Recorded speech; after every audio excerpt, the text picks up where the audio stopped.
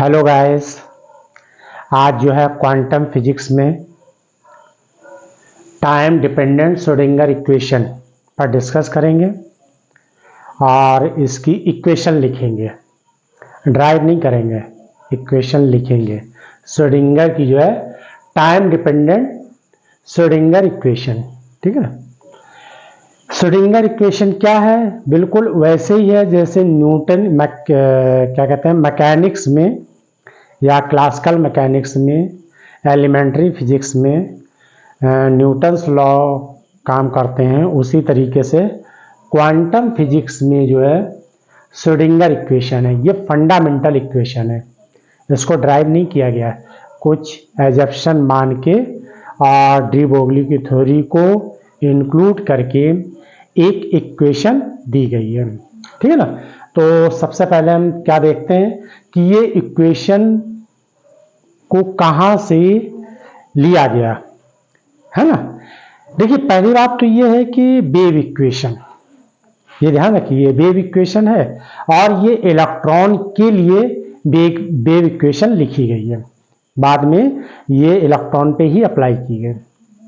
Quantum mechanics को mainly जो है हाइजेनबर्ग की मैट्रिक्स मेथड और दूसरा जो है ये इनके जो है क्या कहते हैं श्रोडिंगर में वेव थ्योरी से सॉल्व की गई और ड्रैक में मैट्रिक्स और वेव थ्योरी दोनों ही लगाई गई। तो अभी हम श्रोडिंगर इक्वेशन पे बात करते हैं। देखिए, श्रोडिंगर ने क्या कैसे माना और कैसे जो एजप्शन लेके इस इक्वेशन को लिखा है ना। The Schrodinger equation is fundamental equation of quantum mechanics. ये फंडामेंटल इक्वेशन है और इसे ड्राइव नहीं किया जाता। जो फंडामेंटल इक्वेशन होती है उन्हें ड्राइव नहीं किया जाता। Mathematically general equation of wave mechanics can be written as. आपने 12th क्लास में और क्या कहते हैं प्रीवियस बीएससी के प्रीवियस में आप लोगों ने वेव मैकेनिक्स पढ़ी होगी, मैकेनिक्स एंड वेव मोशन पढ़ा है ना। तो वहां पर आप लोगों ने पढ़ा होगा साई, कौन सी इक्वेशन पढ़ी पहले ये देखिए, y equal to A sine, या साइन की जगह कॉस ले लीजिए क्योंकि अभी इसमें समझ में आएगा कि क्यों हमने ऐसा किया। कॉस ओमेगा टी, पहले तो हम ये पढ़ते थे लेकिन इसमें एक टर्म और जोड़ दिया गया तो ये हो गया के एक्स। अब ये इक्वेशन किस किस पे डिपेंड कर रही है, या हम इससे जो ये इक्वेशन लिखी y equal to A cos omega T minus के एक्स, अगर हम इसका ग्राफ बनाएं तो इस तरीके से होगा। ठीक है ना। ये साइन का, अगर हम कॉस का बनाएंगे तो कॉस के लिए तो मेन ये है, क्लियर है, और ये वेव शेप है। तो जब भी हम इस इक्वेशन का ग्राफ प्लॉट करेंगे तो इस टाइप से आ जाएगा। ठीक है ना। ये क्या है, यहां पर देखिए रियल टर्म है एक तरीके से। इसी को देखिए, अगर हम इसमें एक टर्म और जोड़ दें, जोड़ने के बजाय हम कहें कि हम सब्ट्रैक्ट कर दें, आई का मतलब आयोटा ए साइन ओमेगा टी माइनस के एक्स। आप देखिए, ये भी वेव इक्वेशन है, ये भी तो वेव इक्वेशन है और ये रियल पार्ट है, ये इमेजिनरी पार्ट है, तब भी यही फॉर्म बनेगा। इसका इस पर कोई असर भी नहीं पड़ेगा। सिंपली जो आप लोगों ने पढ़ी है y equal to A cos omega T या साइन, एक इक्वेशन पढ़ी है साइन ओमेगा टी माइनस के एक्स, इस इक्वेशन को नाम देते हैं प्रोग्रेसिव वेव। अब प्रोग्रेसिव वेव की जो प्रॉपर्टी होती है उसमें एक तो ये होती है कि जो ये ओमेगा, अगर हम मोनोक्रोमेटिक वेव ले लें तो फ्रीक्वेंसी कांस्टेंट रहेगी, यानी वेवलेंथ भी कांस्टेंट रहेगी और एम्पलीट्यूड भी कांस्टेंट रहेगा, यानी डैम्पिंग लेस जो इक्वेशन होगी उसे हम प्रोग्रेसिव वेव बोलेंगे। और ये इसी तरीके से, मतलब डैम्पिंग इक्वेशन तो ऐसी होती है ना, ये ऐसे होती है, लेकिन प्रोग्रेसिव वेव होती है जिसका एम्पलीट्यूड कैसा होता है, कांस्टेंट होता है। क्लियर। अब ये जो हमने क्या किया था प्रीवियस में, आप लोगों ने y equal to A sine omega T पढ़ा, इसी इक्वेशन को मैंने y की जगह पर एक स्पेशल फंक्शन लिखा psi r t equal to psi naught r t e की power minus iota omega t. देखिए ये ओमेगा टी माइनस के एक्स। अब ये देखिए यहां पर ई की पावर में लिखा हुआ है और जबकि ये ऐसे लिखा हुआ है, तो देखिए उससे पहले मैंने एक ये लिख दिया था। एक फार्मूला आप लोगों ने पढ़ा होगा 12th क्लास में, नहीं पढ़ा तो आप ये समझ लीजिए कि ये फार्मूला होता है ई की power minus I theta equal to क्या होता है cos theta minus I sine theta. Clear है? अब ये इक्वेशन देख रहे हैं सेम। देखिए ये कॉस की जगह काम कर रही है, ये साइन की जगह काम कर रही है, तो इसका मतलब अगर हम इसको लिखें तो वाई ए तो कॉमन हो गया। जब ए कॉमन हो गया तो ई की पावर और ये क्या आ जाएगा माइनस, तो इसलिए माइनस आयोटा और क्या हो जाएगा ओमेगा टी माइनस के एक्स। तो इस तरीके से हमने ये एक मैकेनिकल वेव के मैकेनिकल में प्रोग्रेसिव वेव है उसको हमने इस तरीके से लिख लिया। ठीक है, अब ये किस में है, एक तरीके से क्वांटम मैकेनिक्स के फॉर्म में लिख लिया। यहां पर देखिए साई, अब यहां पर वाई की जगह हमने साई स्पेशल फंक्शन यूज किया है, ये फंक्शन है। ठीक है ना, और फंक्शन के बारे में जब हम नेक्स्ट लेक्चर देंगे तो नेक्स्ट लेक्चर का वीडियो बनाएंगे तो उसमें बताएंगे। यहाँ psi r t equal to psi naught r t e की power iota omega T minus के एक्स। क्लियर है? ये जर्नल इक्वेशन है। देखिए मैंने लिखा है ये जर्नल इक्वेशन। अब जर्नल इक्वेशन का मतलब क्या हुआ है, आर यानी स्पेस एंड टाइम। स्पेस का मतलब यहां पर आर एक्स वाई जेड और टाइम के रिस्पेक्ट में इक्वेशन लिखी गई, यानी एक तरीके से स्पेस और स्पेस का 3D है और time with respect to time के लेके इक्वेशन लिख दी। ये हमने जर्नल इक्वेशन लिख दी।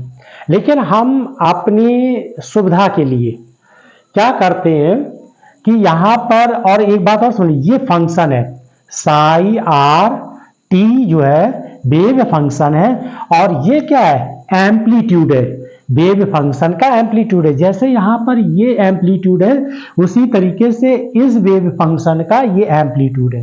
क्लियर है? अब हम क्या करते हैं अपनी सुविधा के अनुसार यहां पर वन डायमेंशन में कन्वर्ट कर लेते हैं इसको, यानी एक्स एक्सिस के अलोंग इस इक्वेशन को लिख लेते हैं।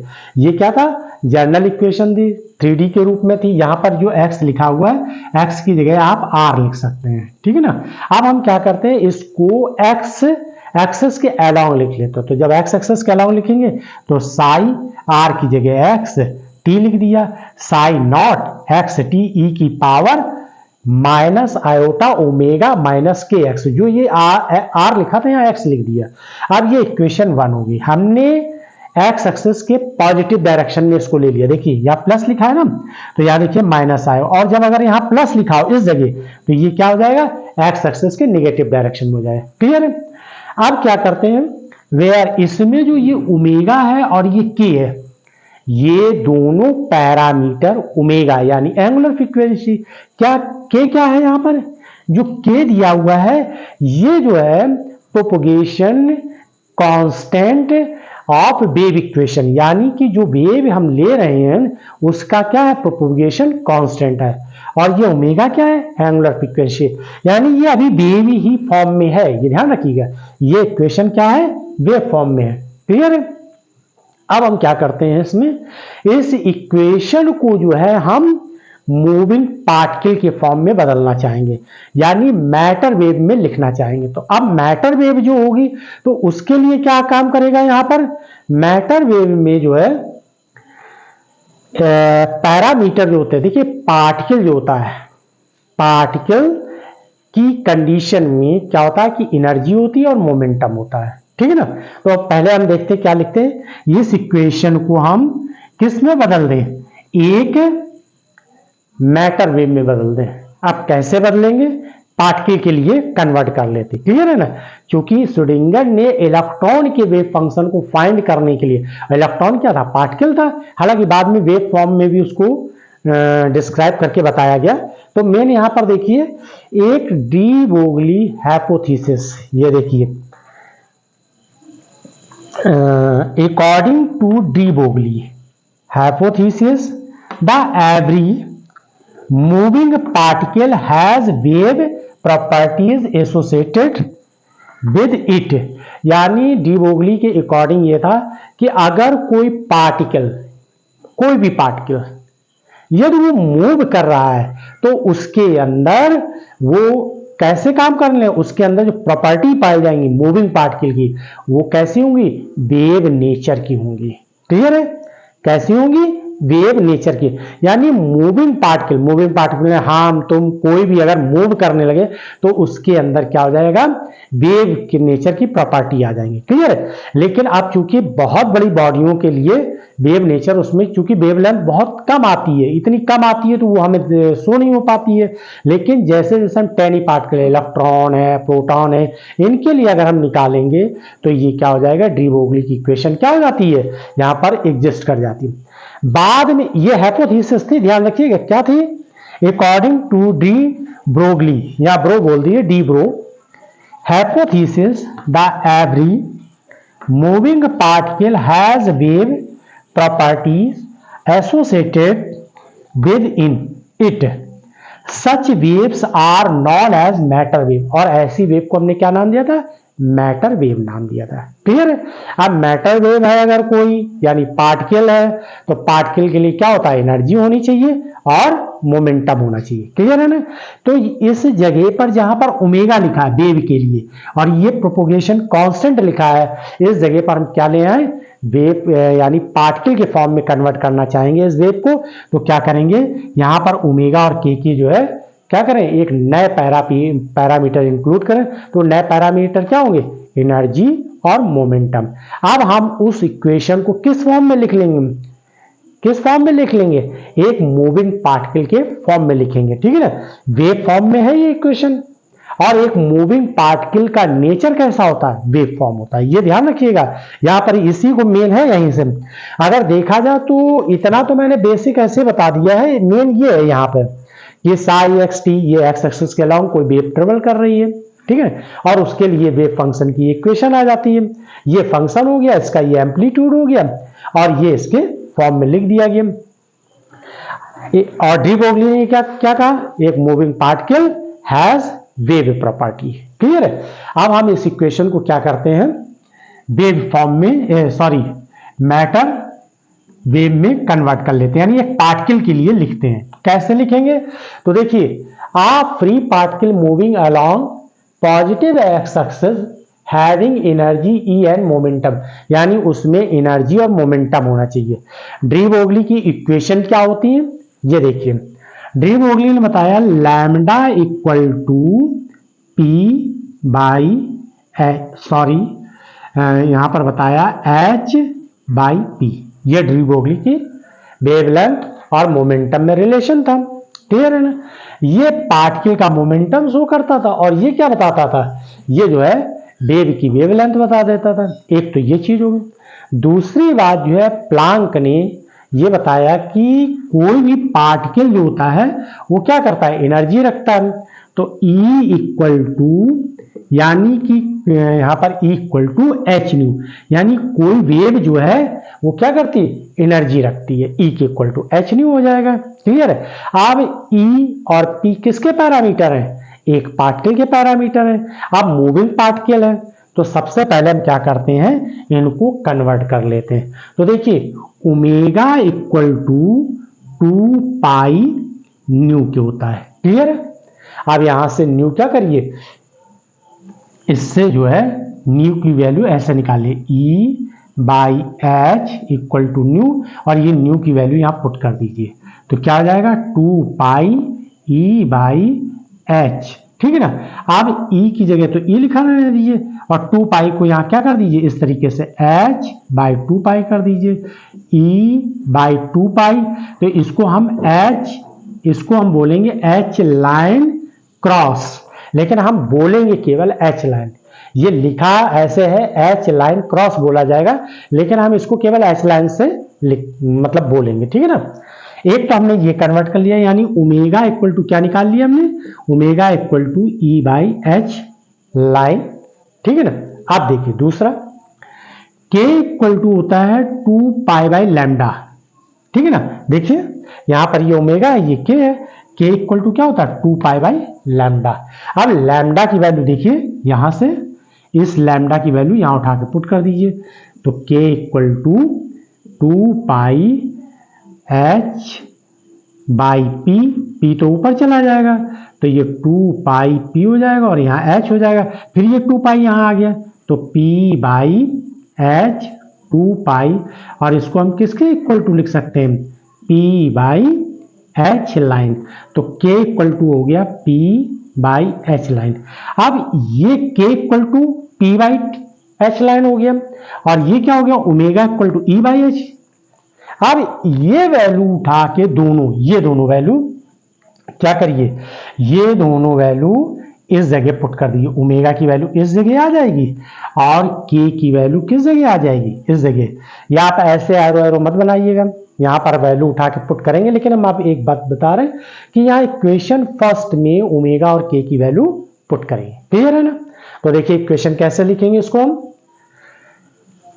Sai X T equal to psi naught x T, ठीक है, ई की पावर माइनस आयोटा। अब देखिए ओमेगा की जगह क्या लिखेंगे ई बाई एच लाइन, और क्या लिखा है ये टी लिखा है, टी लिख दीजिए माइनस, और ये देखिए के की वैल्यू क्या है पी बाई एच लाइन और ये एक्स टर्म लिखा हुआ है, तो इसको हम क्या लिख देंगे। अब इसको आप लोग स्क्रीनशॉट ले लिए, फिर हम आगे बताते हैं, है ना। तो ले लिया, अब देखिए इसमें क्या करते हैं हम आगे, Sai X T Sai naught x T, और ये हो जाएगा ई की पावर आयोटा, यहां पर एच लाइन कॉमन ले लेंगे, ई t minus p x, clear है।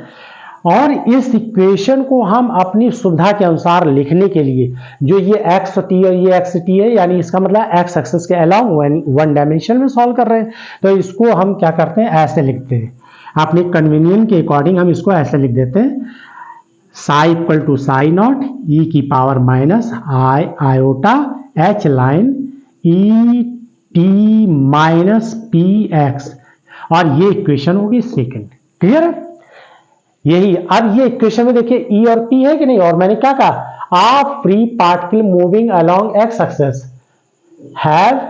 Having energy e and momentum p, यानी कोई अगर पार्टिकल मूव कर रहा है तो वो काम तो वैसे कैसा करेगा, मूविंग पार्टिकल के अंदर क्या एक प्रॉपर्टी आ जाती है वेव नेचर आ जाता है, ठीक है ना। लेकिन जब पार्टिकल कोई होगा तो उसमें एनर्जी और मोमेंटम भी होगा, तो हमने इस इक्वेशन को एक तरीके से ये कहिए कि हमने किस में कन्वर्ट कर लिया, जैसा कि मैटर वेव के लिए हम प्रॉपर्टी करते हैं वैसे इसको कन्वर्ट कर लिया, ठीक है ना। अब देखिए यहां पर इसको तो हम रब कर दे रहे हैं, और अब देखिए इसमें क्या करेंगे, इस इक्वेशन को हम डिफरेंशिएट करेंगे, क्योंकि अभी आपको ये नहीं समझ में आ रहा कि हम ये कर क्या रहे हैं।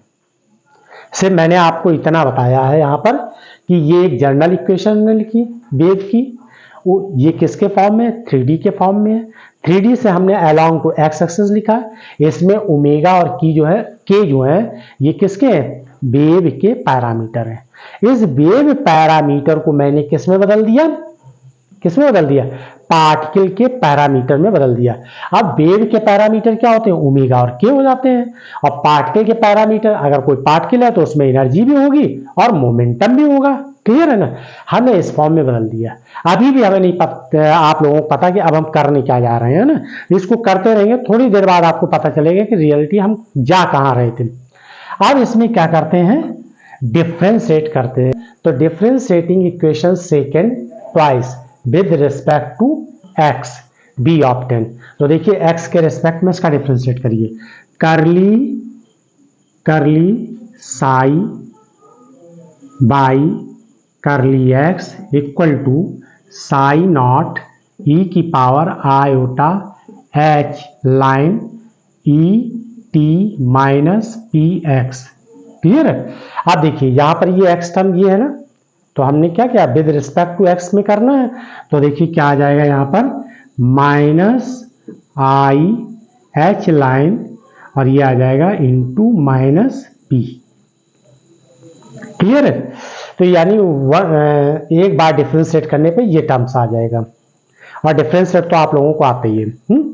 अब देखिए यहाँ क्या करेंगे, ट्वाइस करेंगे। तो जब ट्वाइस करेंगे तो देखिए क्या हो जाएगा, यहाँ हो जाएगा करली स्क्वायर, यहाँ एक्स स्क्वायर, ठीक है ना, यहाँ करली पे स्क्वायर, ये सब कुछ ऐसे रहेगा और ये क्या हो जाएगा, ट्वाइस हो जाएगा।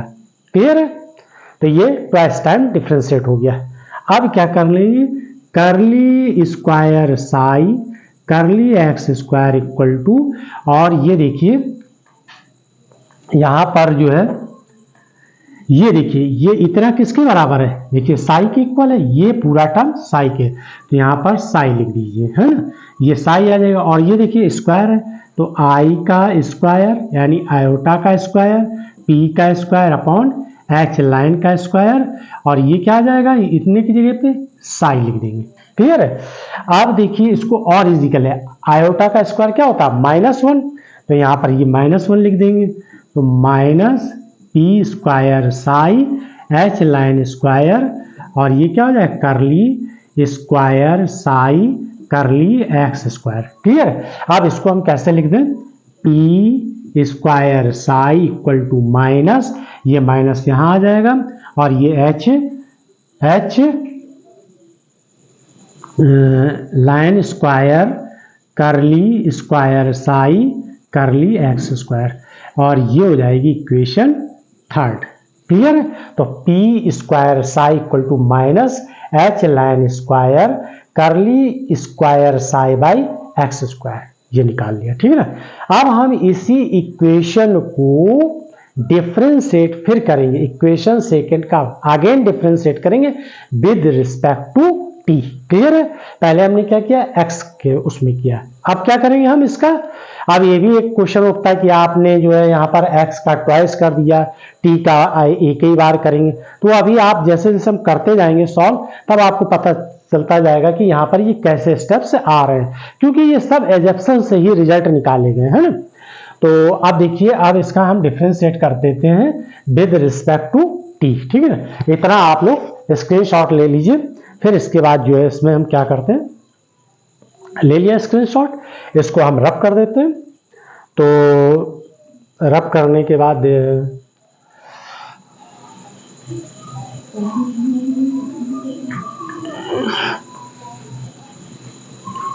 देखिए क्या करते हैं, यहाँ पर इसको ये रफ और ये विद डिफरेंशिएट करते हैं। देखिए ये डिफरेंशिएटिंग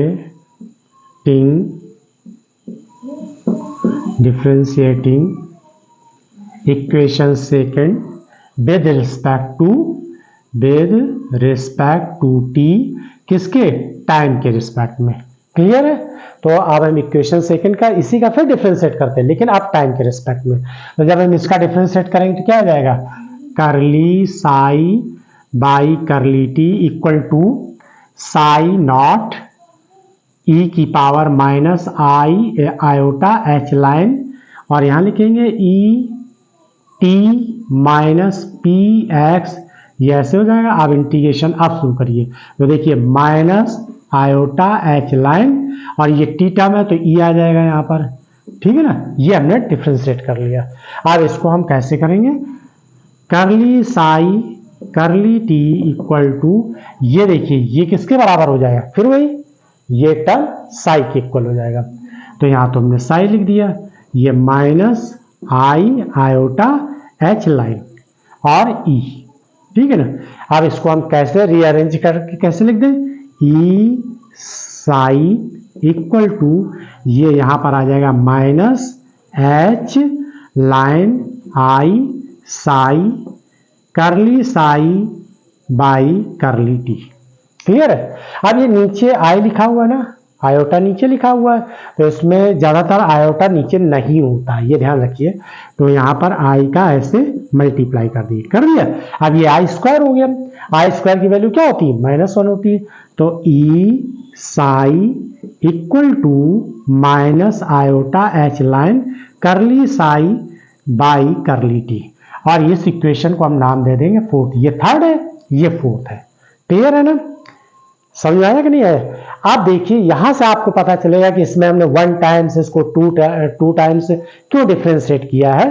तो देखिए अब इसको हम इरेज कर देते हैं। अब इसको हम सबसे पहले, एक पार्टिकल है तो उस पार्टिकल में एनर्जी होती है, पार्टिकल में एनर्जी होती है, और वो टोटल एनर्जी क्या होती है, और ये क्या निकाल लिया, पी स्क्वायर साई, ये दो वैल्यू निकाल ली। इक्वेशन 4 और 3 मैंने क्यों निकाली, अब यहां से सीन क्लियर होगा। तो देखिए total energy of particle is the sum of it kinetic energy and its potential energy, यानी टोटल एनर्जी जो होगी किसी पार्टिकल की वो काइनेटिक एनर्जी और पोटेंशियल एनर्जी का सम होगी। और ये किस कंडीशन में, वो कंडीशन होगी नॉन रिलेटिविस्टिक। नॉन रिलेटिविस्टिक का मतलब ये हुआ कि पार्टिकल की वेलोसिटी जो है लाइट की वेलोसिटी से बहुत ही कम, यानी मच स्मॉलर देन, यानी यहां पर ये क्या लिख दिया, ये देखिए लेस देन सी। तो इसका मतलब ये क्या है, यहां पर ये लाइट की स्पीड है, ये सी क्या है, लाइट की स्पीड, और ये क्या पार्टिकल की स्पीड है। ठीक है ना, तो इसकी पार्टिकल की जो स्पीड है वो लाइट से बहुत कम है, इसीलिए हम इसको बोलते हैं नॉन रिलेटिविस्टिक कंडीशन। ठीक है ना, अब E equal to total energy P square यानी मोमेंटम बाय ये काइनेटिक एनर्जी के इक्वल है। ये कैसे आया काइनेटिक एनर्जी, तो देखिए काइनेटिक एनर्जी के equal to half M V square होता है कि नहीं होता, half M V square, half M V square. यहां पर क्या कीजिए ऊपर नीचे एम का मल्टीप्लाई कर दीजिए, स्क्वायर हो जाए, और ये एम स्क्वायर वी स्क्वायर का प्रोडक्ट क्या होता है, पी स्क्वायर हो जाएगा, तो ये हो जाएगा पी स्क्वायर बाई 2m। तो काइनेटिक एनर्जी मोमेंटम में जो रिलेशन होता है वो k equal to P square by 2m। तो यहाँ पर ये देखिए मैंने ऐसे लिख दिया, और इस इक्वेशन में अब हम क्या करेंगे, मल्टीप्लाई कर देंगे। किसका मल्टीप्लाई कर दें, साई का मल्टीप्लाई कर दें। क्यों, देखिए यहाँ पर भी पी स्क्वायर के साथ साई है, यहाँ पर ई के साथ भी साई है, तो हम बोथ साइड क्या करें, multiplying by the both side, और किसका कर दें, साई का मल्टीप्लाई कर दें। तो साई का जब मल्टीप्लाई करेंगे इस इक्वेशन में, तो e psi equal to P square psi 2m plus we psi. ठीक है ना, तो यानी हमने क्या किया इसमें, इस इक्वेशन में साई का बोथ साइड मल्टीप्लाई कर दिया। क्लियर है ना, यहां पर क्या किया, साई का मल्टीप्लाई कर दिया है ना। तो आप लिख सकते हैं इसमें इसको जो है ऐसे भी लिख सकते हैं हम, बाई साई का मल्टीप्लाई करते हैं ना। और ये किसमें, अब इक्वेशन, ठीक है ना, तो यहां मल्टीप्लाई कर दिए तो क्या हो जाएगा, e psi p square 2m psi square plus we Sai.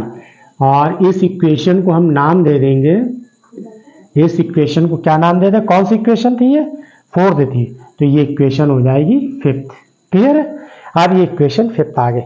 अब यहां पर सीन देखिए क्लियर हो गया, ये ई साई की वैल्यू ये दी हुई है, पी स्क्वायर साई की वैल्यू ये देखिए दी हुई इसके बराबर।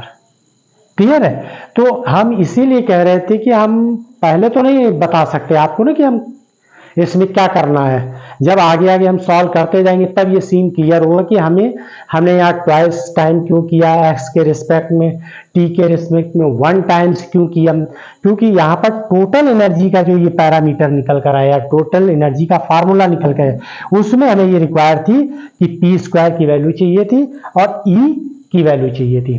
ठीक है ना, यानी एनर्जी और मोमेंटम की वैल्यू निकालनी थी। अब ये वैल्यू उठा के इक्वेशन किसमें कर दीजिए, इक्वेशन फिफ्थ में पुट कर दीजिए। ठीक है ना, तो सबसे पहले हम इसको इरेज कर देते हैं, ये हो जाएगा साई, करली साई है ना, इक्वेशन सब्स्टिट्यूटिंग इक्वेशन कौन सी, third and fourth third and fourth, ठीक है ना। और ये वैल्यू उठा के किस में पुट करनी है, सॉरी थर्ड और फोर्थ, ये फोर्थ होगी। अब ये वैल्यू उठा के किस में करनी है, इन इक्वेशन इसी, ये कौन सी इक्वेशन हो जाएगी, फिफ्थ। यहाँ पर ये फिफ्थ इक्वेशन में वैल्यू उठा के पुट कर देंगे। या यूं हम ऐसे ये भी कह सकते हैं, e psi and p square psi की वैल्यू किस में करें, इक्वेशन फिफ्थ में पुट कर दें। क्लियर है। तो अब ये वैल्यू उठा के पुट कर दीजिए।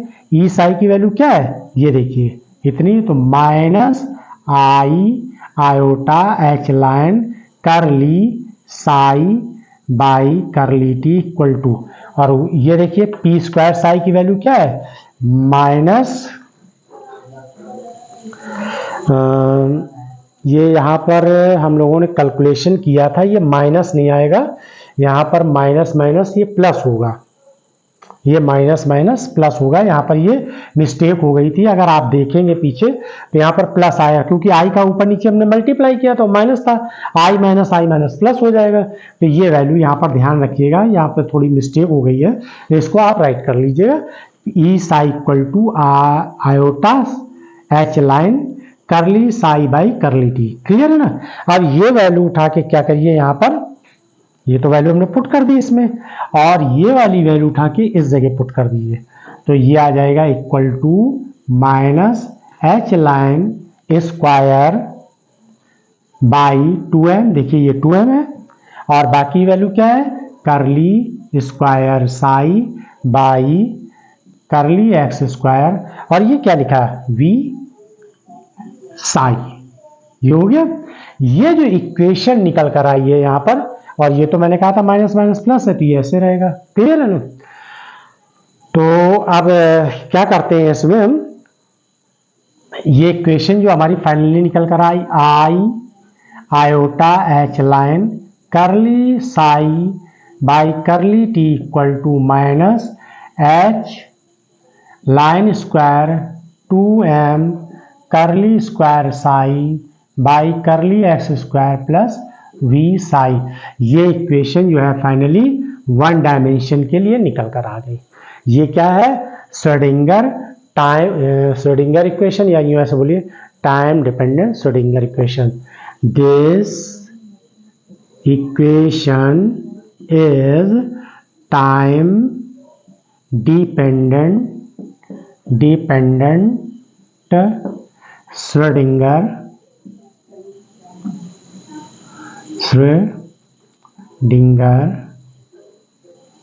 इक्वेशन। क्लियर। ये आ गए निकल के, समझ आ गया। अब देखिए इसको हम 3D में कन्वर्ट कर लें। 3D में लिखने के लिए क्या करेंगे, अब ये हम पूरा इरेज कर दे रहे हैं, ठीक है, स्क्रीनशॉट ले लीजिए। 3D में करने के लिए क्या करेंगे, ये पूरा इरेज कर देते हैं, इसको हम 3D के फॉर्म में लिखेंगे। ये इक्वेशन जो निकल कर आई है, इसको हम क्या नाम दे सकते हैं, ये इक्वेशन फिफ्थ थी, अब ये 6 इक्वेशन 6 क्या हो जाएगी, श्रोडिंगर इक्वेशन टाइम डिपेंडेंट हो जाएगी। ठीक है। अब इसमें क्या करते हैं हम, 3D के फॉर्म में लिखते हैं। This equation right 3D form में, तो 3D के फॉर्म में लिखेंगे, तो 3D के फॉर्म में यहाँ 3 का मतलब ऐसे करिएगा, 3 नहीं तो पेपर में भी आप 3 डायमेंशन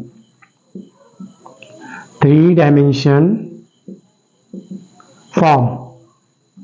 तो 3 डायमेंशन फॉर्म क्या हो जाएगा, 3 डायमेंशन फॉर्म में देखिए iota H line curly Sai करली टी, यहाँ पर क्या लिखिए minus H line square 2m, ये देखिए एक्स वाई जेड यहाँ टर्म और ऐड कर दीजिए इसमें, तो क्या हो जाएगा curly square psi curly x square plus curly square psi और by curly y square plus curly square psi curly z square, bracket बंद कर दीजिए, और ये क्या हो जाएगा वी साई हो जाएगा, ब्रैकेट क्लोज करके वी साई लिख देंगे। क्लियर है। इसको अब हम और क्या करते हैं, यहाँ पर iota H line curly psi by curly T equal to minus H line square 2m, और इसको हम लिख लेंगे del square psi plus we psi, where where del square equal to, और ये क्या है, लैप्लेशियन ऑपरेटर है, ये क्या है, डेल स्क्वायर क्या है, लैप्लेशियन ऑपरेटर है, और ये किसको हो जाएगा, curly square by curly x square, curly square by curly y square plus curly square by curly z square, और इसको हम क्या बोलेंगे, लैप्लेशियन ऑपरेटर बोलेंगे। तो इट इज कॉल्ड लैप्लेशियन या ऑपरेटर, ये क्या है, लैप्लेशियन ऑपरेटर है, ऑपरेटर, क्लियर, ये लैप्लेशियन ऑपरेटर कहलाएगा। अब आगे और देखिए क्या करते हैं, इसको आगे और सॉल्व करने के लिए यहां इसको इरेज कर दे रहा है।